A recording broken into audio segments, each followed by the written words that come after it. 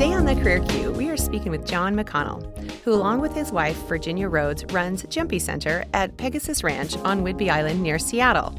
John's passion is using the art of experiential learning to design a life and career that is truly enlivening, rewarding, and fulfilling. We'll be talking with John about how to get the most out of a coaching relationship. This is the Career Q, the podcast focused on helping you navigate the signals in your career to keep you growing and moving forward in business and in life. Here's today's host, Dana Redmond. Hey, John, thanks for coming on the show today. Hey, thank you for having me. Excited to have you and excited to talk about this topic. Before we get started, let's walk me through. Tell me a little bit more about how you got interested and got started with coaching. Oh, thanks for asking. It's kind of a fun story. I think as I think about what the Career Q is, it's sort of a story of a Career Q moment for myself. My first career, I was an outdoor experiential wilderness educator. So I taught people in nature, in the outdoors, took them on month-long wilderness expeditions, and really had a passion for that and for teaching natural science. And then over time, I began to really notice that my enthusiasm for the natural science wasn't as high as my colleagues. That was what was really fascinating to me, was being out there in the woods with people, really getting to see them, get to know them, and see what really, what was leadership, what was teamwork, how do we communicate as human beings. And that led me to go back to school and get a master's degree, and 20 years ago started a private practice, leadership coaching, leadership training. Wow, that's incredible that you were able to sort of hear that inner voice for you or see it come to life and say, hey, you were going down one path, but what was most interesting was it's actually the people aspect of that, right? And the emotional aspect. That's awesome. Yeah, and I think another fun thing in there too is looking back. I look back now and I see all the signs in my life earlier that I had missed. Mm-hmm. It's like, oh, this makes perfect sense. But at the time, I was sort of on a different trajectory. So that's a good relevant learning, I think, there. Absolutely. I mean, and it's so important for people to just listen to themselves, right? I'm a big believer in that, just, being opportunistic in a certain way of just being open to what could come. Because I'm pretty sure, 20 years ago, your thought wasn't that you were going to be a life coach and a career coach and doing leadership development, right? It was down, another path. So exactly. Wonderful. Well, I think a lot of people understand, they hear the term coach and I automatically think of sort of a sports coach, right? And you see somebody on the sidelines of a game that's got their headset on, that are calling plays for their teams. But can you explain a little bit about, what does a life coach or career coach do for somebody? What is that? Yeah. So what does a coach do? Well, a coach brings a certain subject matter expertise. So they may have experience or knowledge in an area that is relevant to what you want to learn. You may also find that a coach brings that outside perspective. So again, in that sports metaphor, coach standing on the sideline can see that the quarterback's dropping his elbow as he throws and says, hey, keep the elbow up. So as a coach to our clients, we're standing on the side and saying, do you realize that when you talk about your work, you kind of get sad. And when you start talking about this other topic, you just light up. Let's talk about the other topic. Is there something relevant there? So it's that outside perspective can be really helpful. Coaches also bring a lot of honesty and accountability. So if you say you're going after a goal or something's important to you, and then the coach can reflect back, well, you're saying this is important, but here's your behavior that's maybe not aligned with that. You say you really want to learn this thing, and we talk about you practicing it, and then a week later you say you haven't practiced. So, what's going on there? And they're really, a good coach helps you solve your own problems. I think that's a key thing. So I may bring expertise to my clients, but mostly I'm helping be a really good listener and thought partner to help people. Because when you find that feeling when you find an answer in yourself, you're like, why did I ask the question? It's so clear to me. I mean, that's the best coaching moment. Right. So, those are some of the things that coaches do. Yeah. It's incredible to think about that, having that external view in, right? And again, on that sports metaphor, you can imagine it's super easy to go like, oh, yep, you're dropping your elbow or, you're doing this with your kick. But then in life, when you are talking about, gosh, that's what I want to do, but then somebody else say, well, gosh, doesn't seem like you're taking the right steps to that. Or, you say that's an interest area, yet you're spending all your time somewhere else. And just that reflection back to you can help you be, more congruent, which is, I know, one of our favorite words together to use, right? So let's talk a little bit then about when or why would someone seek out a coach? Well, I love that question too. And I think of it in kind of three different arenas, stuck, limited, and inspired, which Be like, wait, what are those three? It's good to seek out a coach when you just feel stuck in life. And I think of that more as an internal experience, like I'm not sure what I'm doing, or I don't feel as satisfied as I used to, or God, I loved this job 2 years ago, but do I love it now?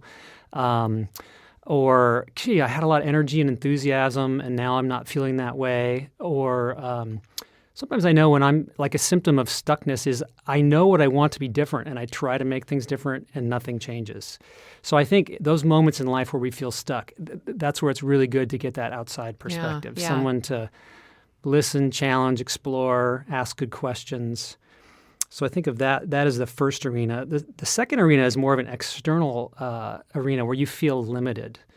So if I have passion or enthusiasm for something, but I feel like the external conditions or situation, which might be, well, I have a great job, but we don't have the resources for me to actually do my job. Or, right. Gee, I have all these ideas in the meeting, but my boss doesn't really want to hear them. Or, I have a lot of passion and enthusiasm, and I find I'm just not bringing it in there. So when we feel limited, that is sometimes it may be that there's something we need to learn, or there's a breakthrough that needs to occur to get past that feeling limited. Or it may also be, it could be a sign or a symptom that actually something needs to change, Like maybe this, my story that I told earlier, like my first career as an outdoor educator was fantastic and I loved it. But then there was a point where I didn't feel like I could keep living and growing into that. And I did start to feel limited. And so it was time to look to make a different move. And then that third arena I think of as being inspired. And that's where you have a passion or an excitement about something. Maybe you have an idea for a new business or, a lateral career move, or you want to go get training in something to add it to your repertoire. And that's where it can be good to get coaching, to get to really have clear plans and have someone to really encourage you and support you in following through and also hold you accountable. I mean, a lot of us have dreams and ideals. Right. And we start going for it. And then we're like, oh, yeah, I said I was really going to do that, didn't I? And a week goes by and a week goes by. So it can be really helpful to help you create a plan and then stay on track for something that you want to learn or achieve. Right. And I love that undertone of all of those, right? Some piece of that's the accountability, because we all really have great plans. And isn't there a saying that like the path to hell is paved with good intentions? Yes. Something like so. that, right? So, yeah. Thinking about if I've got a plan or I say I want to do this, and I've just said that to myself, it's one thing for me to go, oh, this other thing, something else is always going to take priority than me learning or doing that piece. But if I've mentioned it to somebody and then I know every week when I go in to see that person, they're going to ask me about it and want to hold me accountable for it, it definitely is a motivator, to keep you going. I love that. Yeah, and I would add in there something a coach helps you do in a situation like that as well is to go, what's realistic here? So if I want to start a new, like I've worked with clients where I'm like, they want to start a new business and I'm helping them with that. And sometimes it's like, oh, they really just needed to commit and have a little support and encouragement and boom, it happens. And sometimes they start bumping up against all kinds of external or internal challenges or limitations. And you start to go like, oh, do you really want to start a business? Like, are you really built for that? Right. I think of myself when I was a kid, I was so excited I got a real drum kit for like my 6th birthday or something, like I was maybe 4th grade or something like that. And I was so excited to learn to drum. And then I started taking lessons and I was like, oh, this boy don't got rhythm. So like if I don't have rhythm, it's a great dream. I wanted to be Ringo Starr. And I could have actually, if it was really my passion, I could have devoted myself to a lifetime of study and practice and I could have learned to drum. But I just kind of realized, you know what? I don't know if I'm built for this. So a coach can help you kind of figure that out. Right. And that's an interesting piece where you've got a passion, but maybe your skill set or even your aptitudes don't really line up. And where you can overcome that is that where you want to spend your time? Because if you want to be that drummer, to take probably a lot more effort for you to become that drummer than say it did to a Ringo Starr who had some just sort of natural aptitude in there. Exactly. Yeah. And that's great that a coach can help you sort of bump up and see that. In that, when you are working with your clients, like how much do you think, is there like a big change that people have to make? Or is it usually people, nope, they're just small changes? Or sort of is it anywhere in between? I think it really depends on the client, what their goals are, and what it's going to take to get there. And then I think there are actually different kinds of coaching that align to those different scenarios. Okay. Yeah. Okay. Well, let's jump into that. Let's talk a little bit about what are some of the different types of sort of coaching experiences or coaching types that are out there, and sort of what they might be, better for. Yeah, again, so think what are your goals, and situationally, what's it going to take to get there? So sometimes coaching is educational. It's like, oh, I really need to learn something, or maybe like get a personality or a management style assessment or something that would help me sort of see and understand myself better. So in a way, that educational coaching is almost like having a tutor, but somebody who's got expertise in an arena. So that's probably a more limited engagement. It's skill building, knowledge building, and then it's like, okay, now you have this new model or perspective or self-awareness. Go get them. Then secondarily, you could go probably a deeper level of engaging beyond that is transactional. So then it's more like I have a particular goal I want to achieve. Like, I'm stalled out in my career. I really want to get that next promotion. So I set some particular goals, and it's real transactional. How should I be getting more on my boss's radar screen? How would I get my team to know me and know my accomplishments better? So it's very what are the behaviors and actions? Getting feedback, creating plans. Then you meet with your coach a week or two later, and you go, how did you do? What did you learn? Where did you have success? Where did you, tried that plan. It didn't make things any better, Right. Which is part of the process. Right. And then so you loop back. But we think it's very transactional. It's very goal-focused. And probably a longer engagement than that educational setting, but still, probably a significant commitment of several months or, depending on the size and difficulty of the goal, it might be a 6-month or a year-long commitment. But it's like once I've achieved that goal, check the box, I move on. I got that promotion, whatever. Got it. Yeah. And then the third level is where, this is where, how deep do you want to go? There's sort of the transformational level of coaching. And if I think of my own work as a coach and my own personal learning, like I started out with some more educational and transactional things. And then once I achieved that, I was like, yeah, but there's still this sense of, I feel like there's more in me than I can bring to the table. Like for me, that's a real motivating thing. Like as a rock climber, when I come up to a move and I try to make it and I fail, but I'm going, I really think that's in me. Like, there are certain moves I go like, you know what? I'm not that good a climber. I'm never going to be able to make that Right. move. But there's a move, it's just on my edge, and I'm like, boy, I think I could do it. But there's something about how I manage my breath or my attention or my emotions or my technique so that I can really make that move. And I think in transformational coaching, it's a similar thing where it's like somebody's going like, I have always been uncomfortable in public, and I actually know people like me, and they want to hear what I have to say. So what is that? And so we start to uncover something like that. Well, that's a deeper piece of work that can take months or even years to uncover and explore. But we want to look at what's the story you have about who you are and who you aren't in the world. What happens in your moods and your emotions when you're in that situation where you're going out in public, for example. And then we think of that as we really have to look more holistically. What's your mental process? What's your emotional process? And really also, how are you physically in your body? At the level of transformational coaching, we're looking how does history and the patterns of how we sort of learned to show up in the world in a way that people like us and we're successful. Those are always great patterns to learn. But at some point in our career, we go, those are actually the things that are holding me back from going further. And or, it could be about external success, or it could also be about internal fulfillment. Like, I know how to play this game. People love me for it. But at the end of the day, I'm exhausted. Or I feel like I wasn't really being who I am. And so in that third level of coaching, we start to look at those kinds of issues and, really having a breakthrough in some level that people can sustain and embody over time. Right. And I know one of the things that we have talked about in the past is that congruency, right? And that's sort of what that speaks to me a bit of is, you can feel one way on the inside and know, gosh, people like me and, they seem to get along with me well. But then at the same time, you sort of, if you have this external fear, but how do you bring those together so that, you are your authentic self? Exactly. It can be super powerful to your personal fulfillment as well as then probably your career and fulfillment as well. Yeah, exactly. And that goes back to that story I was saying, like when I was on those wilderness expeditions, you'd meet a new group of students, and 2 or 3 or 4 or 5 days in, people are sort of representing themselves as a certain kind of person. And then, they're out there camping and it's cold and their tent mate didn't help as much as they wanted. And it's like who they really are comes to the foreground. And then, some people go like, oh, shoot, I'm not successfully playing that game or wearing that mask I learned to wear. But we would say that's actually the place of opportunity to go, what kind of person do I say I want to be? What are my real strengths? What are my real limitations?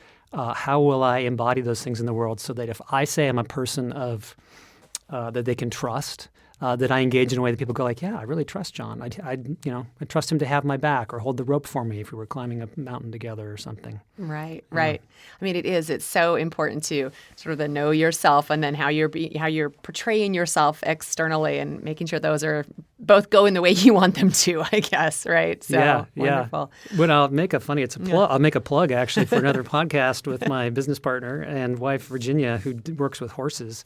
That's really a lot of what that work is about. So, oh, interesting. Yes, yeah. I'm excited that we have Virginia on to chat about the coaching with horses, what seems like a phenomenal sort of way that you are not interacting with another human. It's an animal. It's a wild animal. Or a tamed animal, but still has that. Yeah. That aspect to it. Yeah, and I just want to add one more thing that makes me think of like, when somebody walks into the room, they just walk in the room and you go like, oh, you just notice inside you feel a little more excited or a little more hopeful.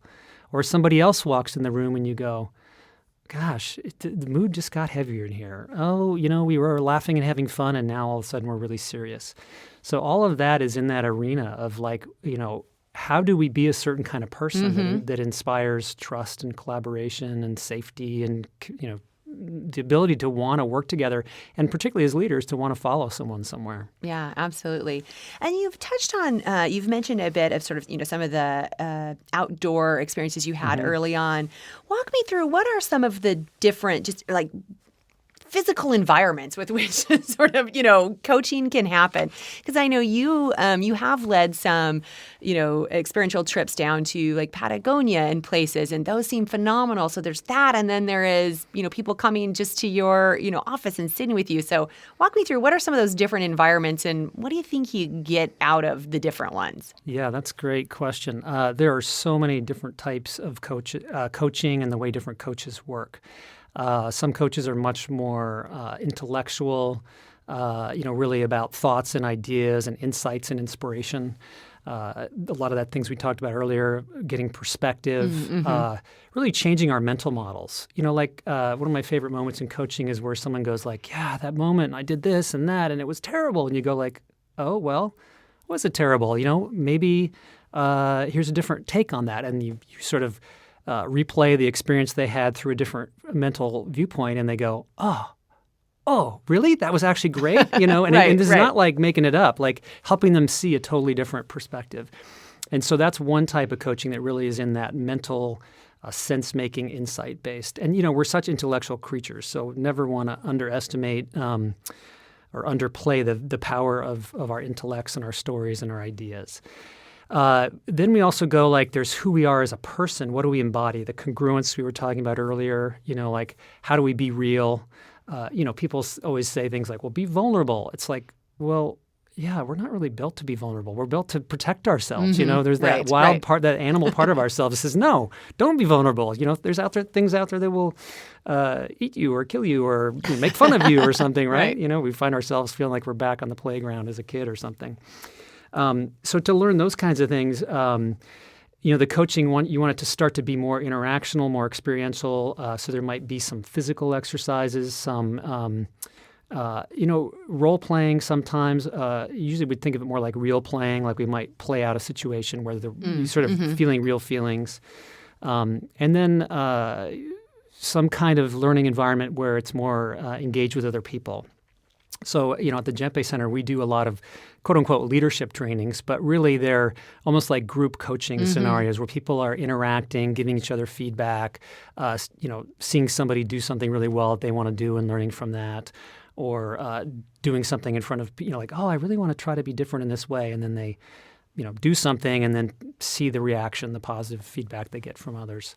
So we get into more interactional type settings, or interacting with, we'll take our clients to the climbing gym sometimes and put them on the wall and really use that as the goal isn't to teach them climbing, but to put them in a scenario that brings up the real sense of like, how do they respond, what happens in their bodies, that sort of thing. Right. Yeah. I mean, so much of that, it's interesting. I've gone through some places we've done like ropes courses and, trust falls and different things like that. And, it is interesting just this reaction you sort of have for me, when I was like, I've got to fall into the arms of these people from a bleacher, like it was a really, this little bit of fear when I knew none of those people would really let me fall. At least I didn't think they would. But there was just this piece of I had to trust, right? And just go for it, which was challenging. It is challenging. That's funny because it makes me think of a story when I was literally like 18 and I was working at a summer camp and we would do trust falls. And so I stand up on this table and there's this group of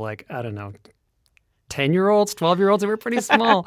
And I'm going to demonstrate. So I'm like, okay, kids, hold your arms out. And I literally fall back, and I swear they did not even slow me down. It was like, boom. I landed flat on my back. I saw stars. I look up, these kids are looking down, and you're like, oh, my God, I think we killed the counselor. And I'm thinking, okay, well, I have two options here. I can sort of go like, okay, we're not doing trust falls, or I can get back up and go, okay, not like that. So I got back up there. And I did it again, and the second time, those kids caught me like nobody's business. And I actually remember their eyes looking at me, and the feeling of it was actually a pretty powerful moment. And I was really glad they didn't drop me. Yeah, they were like, I don't know what this guy's doing. He keeps dropping from the table. Yeah. That's awesome. Yeah. So it's interesting for me that the different forms that coaching can take. It's, some of it, as you described it, sounded a bit like therapy, where you'd sit and it'd be a one-on-one conversation with, somebody, with a person in their coach. And then others really are sort of experiential out there. Do you do much, sounds like in the group settings, are they like intact teams that come for the trainings, or is it a bunch of individuals that come together? We do both. So we have historically had open enrollment courses where people may come, some with some colleagues, and then people from different organizations or just individuals. And then currently we're more working with intact teams that come.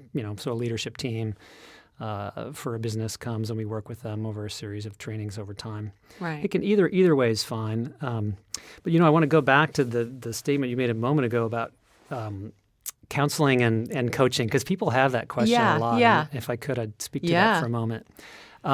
It actually can feel similar being in a coaching conversation. Probably further down the pathway, if you've established trust with someone and you've chosen to kind of go deeper. A coaching session could sound pretty personal and pretty intimate. There is a distinction. Counseling is more focused on the past and kind of resolving the past and the way that limits us in the present. And coaching, even though we may reference past events, we're more focused on what's your performance now relative to your goals, and how do you live into the future and the goals you want. And so I think that distinction can be helpful. And sometimes I'll work with clients and we'll say, this is actually, there's something coming up here that I think I'll recommend you may want to go back and work with a counselor on this. So that distinction may be helpful to people. That's very interesting that there is sort of this way to look at both. And it sounds like some of your clients maybe do have both. They've got a counselor and a coach, right? And so people can sort of use it for the need they have there. Exactly. Yeah. Well, that actually makes me think more about what helps people get the most out of coaching. Because one of that first things I would say is to actually show up and be real. So you were talking earlier about congruence, and I'd say I can think of a handful of clients who are kind of I don't want to say the word cute, but they're cute because they come in and they're sort of like they're used to being successful and they want to look and feel good, so they initially spend a lot of their time in coaching kind of trying to tell you all the things they've done that went well. And I'm like, great, that's good, I'm sure all those things went well, but let's get to the things that aren't going well. Where are you stuck? Where are you limited? So I think it's to get the most out of coaching, it's really helpful to be honest, to get real, to be really present with your coach, and be willing to say like, wow, I know I said I was going to do this thing. I didn't do it once. Or I didn't even think about it, Right. Or, we came up with this great plan for how I was going to have a breakthrough in that meeting, and, I completely fail, I failed, but then let's look at that. Let's Right, unpack it. Let's right. learn from that. Right. Yeah. The other thing I would really say is to really take responsibility for getting value. Like my favorite clients and the ones that I deliver the best results with are the ones that come to the session going like, this is my time, this is my investment, I want to get results, I'm not going to stop until I get there. So in that, they may make specific requests to me. They may give me feedback and say, yeah, we did that one thing. It was interesting, but I don't know if I learned something. But what, this thing, we had this conversation or we did this kind of activity that was really useful. So the more the client takes responsibility, rather than coming to me and saying, teach me, fix me, Right. help me get there, it's like they're really carrying the ball down the field. I mean, the coach on the sideline knows they can't throw the pass. They can't catch the pass. And so just like that player, if the player comes to the sideline and says, come on, coach, tell me what to do, it's like, where do I start? But it's like the coachee really taking that responsibility. And then to also really think of it as like a 24/7 endeavor, to not think coaching isn't what happens in your coaching session. Coaching is what happens the whole time. It's especially important what happens in between. Right. So making specific commitments on practices or follow-throughs or conversations, and then really, like having a sticky on your steering wheel and on your mirror and on your, your computer monitor to keep practicing that thing or to really keep taking the actions. Right, right. And what does the normal cadence look like if you are in one of the a transformational or even the educational transactional? Like, what is that? Like, what's the cadence for meeting with a coach and a coachee? That has become more fluid, I think. In the early days of coaching, we think like originally it was executives, was people with more authority and resources would get an executive coach. And classic model we used to follow is meet with a client an hour a week, every week, just like a metronome. Right. Tuesdays at 10, you and I are on and we do our coaching. And that kind of coaching can work really well for people. And for some people, it isn't the best. So we can... you can really look to your coach to figure out kind of what's their best way of working, but also another thing is a coachee to kind of go like, you know what? It feels like after an hour we're just kind of getting to the heart of the matter. Can we try a 2-hour session? Or I personally mostly work with my clients now in like 2-hour blocks every other week because I feel like we can go deeper. We can uncover more. We can get more concrete plans set. And then they have 2 weeks to really kind of field test, try, apply. And then I'm available to my clients with, text or email in between or a quick phone call if something's going on. But again, that really depends. I'm just trying to think of other coaches I know and how they work. So I think it's a good question to ask up front and say, what's your structure? How do you work? We live in a fairly remote area now, so I work with clients a lot over video conference and phone, and then try to periodically get together. And we have clients in LA who come up, every few months for a face-to-face session. And we might spend half a day or a day together, really do a big deep dive. Right. And then that way, those video conferences in between, we've got a lot more depth to work with. But again, if you go back to those other kinds of coaching, like an educational, transactional coaching relationship might be much more limited in time or scope, might be just phone. It might even be, people can even do like a 6-session coaching package where they take on something really concrete and discrete. I mean, you can hear in my speaking, we tend to work longer and I guess for lack of a better term, deeper with our clients. And as you said, we'll even go on international expeditions with them or, bring them out to the ranch and have them interact with the horses for a few days. So there's really quite a spectrum. Yeah. So I'd say pay attention to how you learn best. What's the resources, and be realistic with what your goals are, and how much investment it's going to actually take to get there. Right. Yeah. And I love that idea of, maybe there is a longer period of time, a couple of weeks in between a session to give somebody that opportunity to, practice what they want to work on, because the opportunity may or may not come up in that sort of 5-day work week for them to practice what they want to work on, but a couple of weeks time. And that way they can probably feel like they've gotten a little more depth too. So that way when they come back, it's a bit more meaty of a conversation of like, these are my experiences, right? Yeah. So wonderful. Well, let's take a break. And when we come back, we're going to talk about how to go about finding the right coach. Thanks for listening. Be sure to check out the show notes at thecareerq.com, where you can also subscribe to the podcast and sign up for our newsletter. Welcome back. Today we're talking with John McConnell all about how to get the most out of a coaching experience. So, John, before the break, we had been talking about, how to get the most out of that coaching experience. So I'd like to take it a little bit, maybe a right turn there. And how does somebody go about finding the right coach for them? Yeah, well, that's kind of a good news, bad news thing in that coaching has really proliferated over the last decade or so. And so the good news is there's a lot more coaches out there and a lot more different styles and approaches to coaching. That's good. But then, it's like this, 40 kinds of mustard. Right. What mustard do I want? I just want mustard. So when it comes to selecting a coach, I always think first about a referral. Like if you know somebody who's worked with someone, and there should be some kind of somewhat of an overlap around what you want to learn, what your friend learned or your colleague. But a referral's great because nothing's better than somebody going like, yeah, I think you two would get along, or I think it'd be a fit, or we have similar dilemma. That person really helped me. So if you don't have that, then you want to think about a couple of other things. I guess these would be some tips for finding the right coach. First, I'd pay attention to your own learning style and your goals. So how do you learn? Are you somebody that needs to understand or read first before you experiment? Are you somebody who wants to experiment first and then read about it later? Or, maybe the reading's optional. What's the level of challenge you like versus not? And then what are the goals? So what do you want to learn? And you'll really find that different coaches make different kinds of promises. And so you want to look for the match between the promises they make and then what you're seeking to learn. So both what you want to learn and how you learn it. I would also really pay a lot of, just as I was saying, I'd pay a lot of attention to what the coach's promises are and then the client results. So I think it's really good when I'm selecting a coach to try to get real client stories. So you may find that in the testimonials. You may even want to try to interview that coach and ask them for some samples of real client results. I guess I would always say this. I personally wouldn't hire a coach or commit to any kind of coaching without having a conversation first. Like I really want to talk to that person. I want to hear how they think. I want to feel how it feels to talk with them because you're really fundamentally going to want to pay a lot of attention to that personal fit. Right.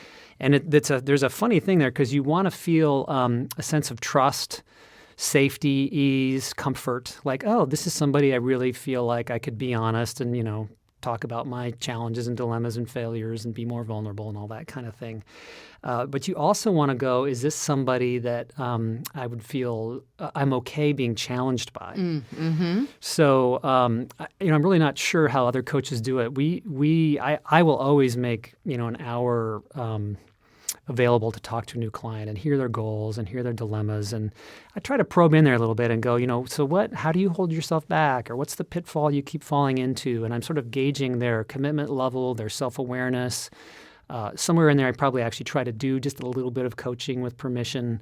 So I sort of see how that may go. And then I really want to get a sense of, is this a fit for me? Am I going to be a good coach for them? And occasionally I'm like, I'm so excited for you to achieve the goals you want to get, but I'm really not your coach. I know I have this colleague who'd be great because you want to think about those things that you feel safe and comfortable and trusting, but you also feel like you could really take some challenge because you really have to, at some point in a coaching relationship, the coach always has to call the person on either not following through on their commitments or, you have a self-assessment, Dan, that you're doing really good at this. And you know what? I got to tell you, you're actually sucking it up, and then so you want to know that you can take that kind of feedback. Right. Somebody that you can willingly hear some feedback from. Yeah. As that outside perspective you mentioned. Well, do you have an example of that, a place where you felt like maybe you and your client clicked exceptionally well, or maybe one where it didn't go so well?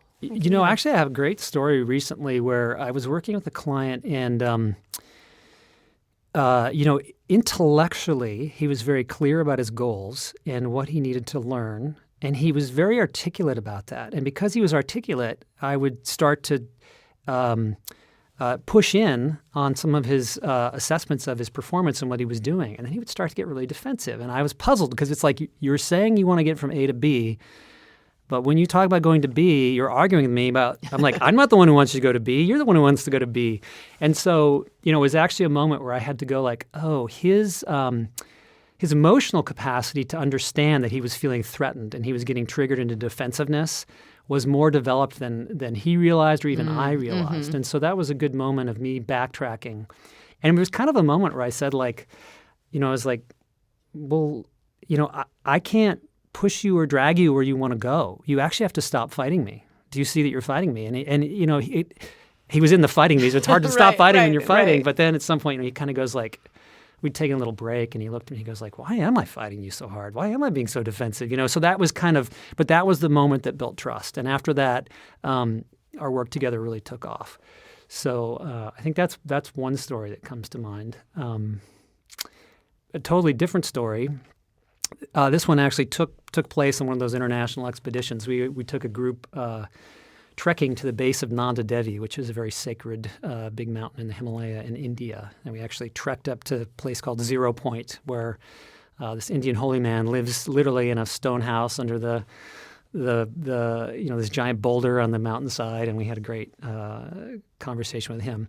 So a great story from that trip. And this didn't have to be on something like that for this to occur, but we had a client with us who he really came to us because he was in that kind of stuck place I was managing. He was very discouraged. He was in business with his father, but business wasn't going well.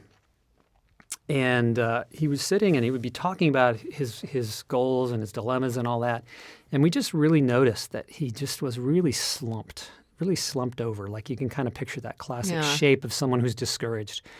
And we stopped him at some point. We said, well, just try sitting up straight. See what happens there. And sit up straight and just drop your shoulders down and back. And he kind of looked around the room. His eyes got big and he was like, "What did you just do to me?" We're like, "We didn't do anything. We just invite you to sit up straight." And he's like, "I feel totally different." And that was the beginning of a huge transformation of him realizing how that story of discouragement had become embodied in the shape of his body. And I mean, there was much more to, it was a big process to actually get there. But, he really learned to sit up straight, to breathe more deeply, to really own. The guy was so smart and talented. I mean, really the dilemma was he was in business with his dad and didn't want to let him down, but his dad was dragging him down. And it took a while, but he respectfully and thoughtfully got out of the business with his dad. He now is like he actually told me that. I had lunch with him the other day. He told me that his income increased 15-fold. Whoa. Yeah, he's in the mortgage business, and he went from like a mortgage business that was just scraping along to becoming the top performer in the Pacific Northwest for this bank that he works for. So, stories like that are pretty exciting to see. That level of that's definitely more that transformational level of coaching. Right. Yeah. That then has impact all throughout his life, right? Yes, exactly. What that provides for him. Yeah. I mean, it's so interesting, just that piece of it. You were able, an external look, to say like, "Hey, gosh, you're slumping down," to see that. And you could almost see his emotion and the way his body carried it. And he probably had no idea that he was having this physical manifestation of his emotions. Yeah. And that would circle back to how do you get the most out of coaching is to really hold that it's not just a mental thing. Because we could have told him that. He could have stayed in that slump shape and tried to think differently about not being more despondent, but it was literally an emotional and a physical thing as well as a mental framework that allowed that transformation and that opening to occur. Right. Wow. This is incredible. Before we leave, I always like to ask our guests some of the same questions. So here's my first one for you. What was your first job? My first real job career was that teaching in the outdoors, and it started from that summer camp and the trust fall I was saying to leading those like month-long expeditions. Yeah, so it was a really great school of life, like being out there in our bodies, in nature, teaching, learning, laughing, playing together, and the lessons I learned from that are with me each and every day. That's incredible for you to be able to see that, and for me to hear that story and see how that has played out then for the rest of your career here. Mm-hmm. Okay, but what about your non-professional job? Like, what was that first job as a kid? Man. Did you have a job as a kid? Oh, yeah. I grew up in Iowa, and my first job was hoeing beans, like it's called bean walking, and you walked the fields with a hoe, and you hoed the weeds out, like 90 degrees and 90% humidity. And I had this little 3/4 length hoe, and I was known as Samurai Beanwalker. And I would like just go after the weeds with enthusiasm. Made it fun. Nice. Yeah. So do you think you have learned anything from that? Anything that still carries with you? Well, I think just learning to work at a young age set a certain kind of future for myself. And also, like, it was cool because what I earned, I'd work a whole summer and I bought a stereo receiver, and then I'd work the whole next summer and get a turntable, and Right. that kind of thing of being able to earn and have some of the things that I enjoyed as a kid was great. And then that satisfaction of knowing that you had earned it and you had accomplished, that kind of thing. Also, when I've been in more corporate settings and I'm like, oh, it's a hard day. I just, remember, being out there and go, no, this is cake. 90 degrees with your hoe in the bean fields. Yeah. Yeah. Nice. So have you read or listened to anything lately that you would recommend? That's good. I'm going to go a different direction in this. I love reading things where I learn, but in the last few years, I've given myself permission to really just enjoy reading novels at night. Oh, and I have to nice. say, I just love that. I love being able to lose myself in a story and give myself the permission to, not have to be learning all the time. So I don't know if that's what you want your listeners to hear or not, but enjoy a good story. Absolutely. That's great, right? And some of that, if that brings you satisfaction and joy, go for it, right? And then you'll even start to find, like, what are those novels that, are the most interesting to you that are just pure fiction and fun? Yep, exactly. Wonderful. So here's the last question for you, John. What would your 90-year-old self say to you? If 90-year-old John walked in that door, what do you think he would say to you?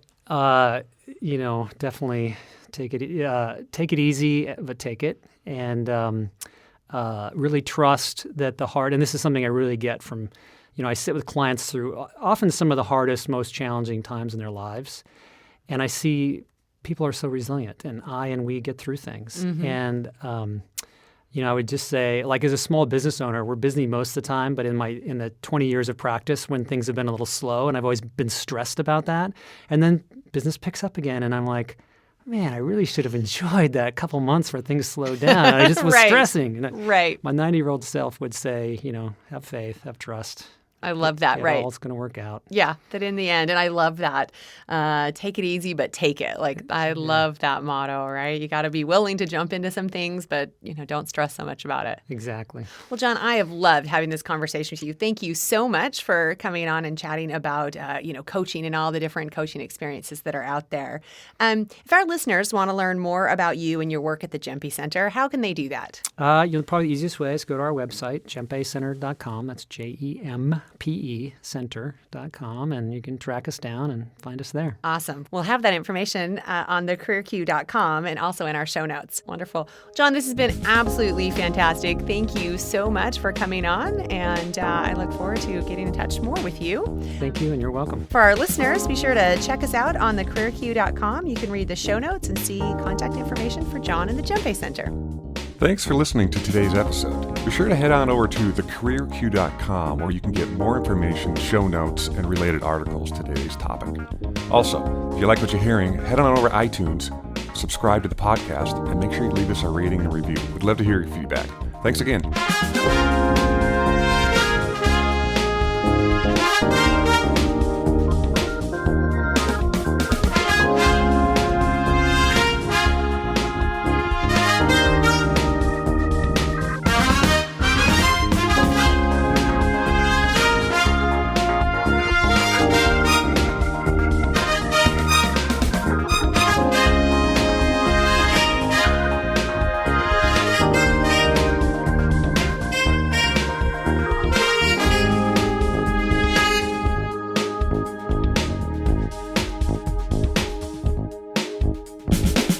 The Career Q podcast is produced by Lens Group Media and recorded at Jack Straw Cultural Center in the lovely Seattle, Washington.